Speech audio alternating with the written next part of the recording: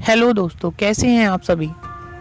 चलिए आज जानते हैं पाई के कुछ रहस्यों के बारे में। आपको क्या पता है कि पाई की खोज कब, किसने और क्यों की थी? अगर नहीं पता तो चलिए आगे जानते हैं। इस वीडियो में हम पाई के बारे में कुछ अनसुलझे रहस्यों को। पाई के बारे में जानने के लिए आपको सबसे पहले ले चलते हैं 3500 BC में, जब पहली बार पहिए का निर्माण हुआ था।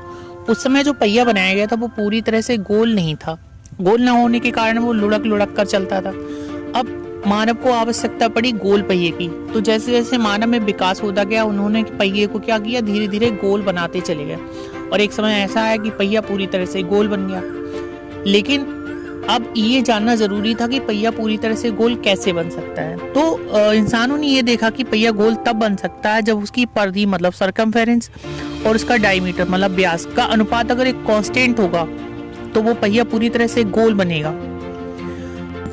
पहिया चाहे छोटा हो या बड़ा, उसका सरकमफेरेंस और डायमीटर का जो रेशियो होगा वो हमेशा एक कांस्टेंट वैल्यू हो। आर्किमिडीज जैसे पहले व्यक्ति जिन्होंने किसी भी वृत्त की यानी सर्कल की सरकमफेरेंस निकालने का तरीका बताया। उन्होंने बताया कि यदि किसी वृत्त को लिया जाए और उसके अंदर पॉलीगन्स बना दिए जाएं जिसकी बहुत अधिक साइड्स हों, जितनी अधिक साइड्स होंगी उतना ही मान अच्छा निकल के आएगा। तो उन्होंने बोला कि यदि किसी भी सर्कल के अंदर पॉलीगन्स बना दिए हैं तो हम किसी भी वृत्त की यानी सर्कल की सरकमफेरेंस निकाल सकती हैं। जो एक सरल तरीका था और सही भी नहीं था, क्योंकि इससे एक्यूरेट वैल्यू निकल के नहीं आती थी, इसलिए इस तरीकों को मान्यता नहीं दी गई। अगर हम बात करें पाई के साइन की, तो पाई का साइन कहाँ से लिया गया? तो पाई का साइन जो है वो ग्रीक भाषा के सोल्वी लेटर से लिया गया है। क्योंकि अगर हम बात करें सरकमफेरेंस की, तो सरकमफेरेंस को ही ग्रीक भाषा में पेरीफेरिया बोलते हैं। जबकि अगर हम बात करें पेरीमीटर की, तो पेरीमीटर को पेरीमेट्रोस बोलते हैं। अब इनके दोनों पहले लेटर जो हैं वो पाई ही हैं, तो इसी वो कारण हो सकता है पाई साइन लिया गया हो। तो चलिए अब चलते हैं पाई के फॉर्मूले की ओर। अगर हम बात करें पाई का फॉर्मूला कैसे आया, तो सरकमफेरेंस के लिए जो पहला फॉर्मूला बना था वो इस तरह बना था। यदि हम मान लें सरकमफेरेंस C हो और उसका डायमीटर D हो, तो हमें पता है कि सरकमफेरेंस और डायमीटर के रेशियो एक कांस्टेंट वैल्यू होती है। वो कांस्टेंट को हम क्या मानते हैं? पाई, यानी C/D इक्वल टू क्या होता है? पाई होता है। और अगर हम इसका क्रॉस मल्टीप्लाई करें तो C बराबर क्या आ जाएगा? पाई D आ जाएगा। अगर हम D की बात करें तो D क्या है? डायमीटर, जो रेडियस का क्या होता है? डबल होता है। यानी D इक्वल टू क्या होता है? 2R। क्योंकि रेडियस को किससे लिखते हैं, यानी त्रिज्या को लिखते हैं R से, यानी D इक्वल टू क्या हो जाएगा? 2R के बराबर होगा। अगर हम D के जगह पे 2R रख दें तो जो पहला फॉर्मूला तैयार होगा सरकमफेरेंस के लिए वो क्या होगा? सरकमफेरेंस इक्वल टू हो जाएगा 2 पाई R। यानी ये जो पहला फॉर्मूला निकल के आया वो सरकमफेरेंस के निकालने के लिए निकल के आया, जो रेडियस के अकॉर्डिंग निकाल सकते हैं। अगर हम डायमीटर के अकॉर्डिंग निकालेंगे तो क्या होगा? सरकमफेरेंस इक्वल टू होगा पाई D। अगर हम रेडियस के अकॉर्डिंग निकालेंगे तो क्या होगा? सरकमफेरेंस इक्वल टू हो जाएगा 2 पाई R। तो ये जो पहला फॉर्मूला निकल के आया पाई के अकॉर्डिंग। अगर हम बात करें मैथ्स में जो हम यूज करते हैं पाई की वैल्यू 22/7, वो सही है या गलत है? तो जो पाई की वैल्यू 22/7 है वो एकदम गलत वैल्यू है, क्योंकि वो हम सिर्फ कैलकुलेशन के लिए यूज़ करते हैं। उसमें भी अगर हम एग्जैक्ट मान की बात करें तो उसमें भी गलती होती है जब हम 22/7 यूज़ करते हैं। यानी अगर हम किसी की सरकमफेरेंस या एरिया निकालते हैं तो वो सही नहीं आता है, उसमें भी कुछ ना कुछ गलती आती है। लेकिन 22/7 सिर्फ कैलकुलेशन की वजह से यूज़ करते हैं। अगर हम 22/7 की जब वैल्यू निकालते हैं तो वो आती है 3.142857 142857, और इसी तरह पॉइंट्स के बाद रिपीट होती रहती है, यानी दशमलव के बाद बार बार आती रहती है।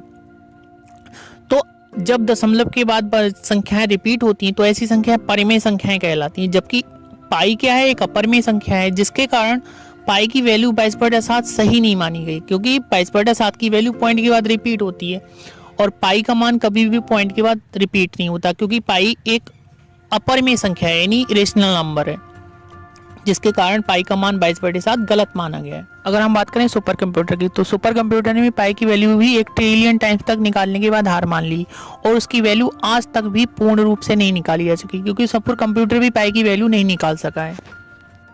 अगर हम बात करें पाई के सही मान की, तो पाई का सबसे पहले सही मान विलियम जोन्स ने 1706 में दिया था। उन्होंने इसका मान 3.14159 बताया था, जो कि इसका एकदम सही मान था, लेकिन ये पॉइंट के केवल 5 स्थान तक ही था। अगर हम बात करें प्राचीन सभ्यता की, तो प्राचीन सभ्यता में मिस्र के लोगों को भी पाई का ज्ञान था, क्योंकि वहाँ के जो पिरामिड थे उसमें जो पैरामीटर था वो 1760 क्यूबिट था और उसकी जो पिरामिड की हाइट थी वो 270 क्यूबिट थी। अगर हम इसकी वैल्यू निकालते हैं तो ये आती 6.2847 और ये वैल्यू पाई की एकदम डबल थी, यानी पाई की जो वैल्यू थी उससे डबल थी। तो इससे ये माना जाता कि पाई जो मिस्र के लोग थे उनको भी पाई का ज्ञान था। अगर हम बात करें प्राचीन भारत की, तो प्राचीन भारत में भी लोगों को पाई का ज्ञान था, क्योंकि जो पुराने ऋषि मुनि हुआ करते थे वो हवन कुंड तैयार करते थे। हवन कुंड कई प्रकार के बनते थे, जिसमें कुछ हवन कुंड वृत्ताकार भी होते थे। तो ऐसा माना जाता था कि अगर जो हवन कुंड है वो एक ही क्षेत्रफल के यानी एक बराबर एरिया के नहीं बनेंगे तो हवन सफल नहीं माना जाता था, जिसके कारण उनका एरिया निकालना जरूरी था। तो ऐसा माना जाता है कि जो हवन कुंड बनाए जाते थे वो बराबर क्षेत्रफल के बनाए जाते थे। तो बराबर क्षेत्रफल बनाने के लिए उनका एरिया निकालने की जरूरत थी। तो ऐसा माना जाता था कि जो पुराने ऋषि मुनि थे उन लोगों को भी पाई का ज्ञान था, तभी उनका बराबर एरिया बना सकते थे, वरना तो वृत्त का एरिया जब तक पाई का ज्ञान नहीं होगा तब तक नहीं बना सकते थे। प्राचीन भारत में पाई की मान के बारे में बहुत पहले से ही ज्ञान था। ये बताते हैं प्राचीन में जैनास लोगों ने पाई का मान √10 बताया था। अगर हम बात करें प्राचीन भारत के शुल्ब सूत्र की, तो शुल्ब सूत्र में पाई का मान 3.1257 बताया गया है। उसके बाद अगर हम बात करें महाभारत के 12वें अध्याय भीष्म पर्व की, तो भीष्म पर्व में भी पाई का मान 3.088 बताया गया है। अगर हम बात करें आर्यभट्ट की, तो आर्यभट्ट ने 476 BC में सबसे पहले पाई की एकदम सही मान बताया था। उन्होंने एक श्लोक लिखा था जिसमें पाई के मान की व्याख्या की गई है। इस श्लोक में ये बताया गया है कि यदि 100 में 4 जोड़ा जाए और उसको फिर 8 से गुणा किया जाए, 8 से गुणा करने के बाद उसमें 62,000 जोड़ दिया है और 62,000 जोड़ने के बाद जो संख्या आएगी उसको 20,000 से भाग किया जाए, तो जो मान आएगा वो पाई की एकदम लगभग मान आएगा, जो कि पाई की एकदम सही वैल्यू के एकदम करीब होगा। शंकर बर्मन ने भी पाई का मान निकाला है। उन्होंने अपनी पुस्तक सदरत्नमाला में भी कट्यादी प्रणाली के द्वारा पाई का मान बताया गया है, जो कि पॉइंट के 41 स्थान तक एकदम सही मान था। क्या आपको पता है पाई डे भी मनाया जाता है? जी हाँ, पाई डे भी मनाया जाता है, वो भी एक निश्चित समय पर और निश्चित तारीख पर, जो कि इसके मान में ही इसका रहस्य छिपा हुआ है। अगर हम इसकी वैल्यू की बात करें तो इसकी वैल्यू होती है 3.14159। तो 3.14 का मतलब हो गया 14 मार्च और 159 का मतलब हो गया 1:59 पर, यानी 1:59 पर पाई डे मनाया जाता है। क्या आपको पता है 14 मार्च को 2 अजीबोगरीब घटनाएं हुई थी। इसी तारीख को 2 महान वैज्ञानिक, जिसमें एक अल्बर्ट आइंस्टीन थे, इनका जन्म हुआ था, तथा दूसरे साइंटिस्ट थे स्टीफन हॉकिंस, उनका भी 14 मार्च को मृत्यु हुई थी। अब बताते हैं आपको पाई का यूज़ कहाँ करते हैं। तो पाई का यूज़ सर्कल, कोन, सिलेंडर, प्रिज्म, पिरामिड, स्फीयर आदि में पाई का यूज़ होता है।